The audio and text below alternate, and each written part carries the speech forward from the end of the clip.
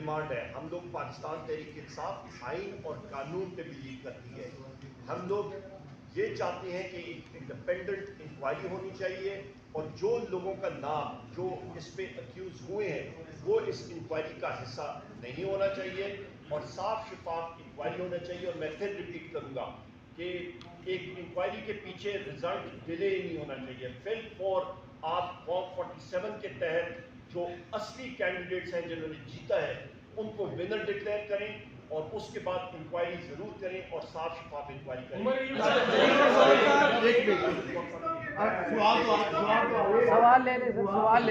سوال لے لیں. جس طریقے سے میں نے اپنے پریس اسٹارٹ میں بھی ذکر کیا کہ ہمارا انٹائر فوکس جو ہے نا وہ سیٹوں پر ہے اور اس سے نئے پنڈورے پاکستان نہیں کھول رہے. جو لوگ یہ کہتے ہیں تو پاکستان تحریک انصاف ہم بالکل چیف جسٹس کی ریزگنیشن کا مطالبہ نہیں کرتے, نہ ہم نے کیا ہے نہ ہم کر رہے ہیں.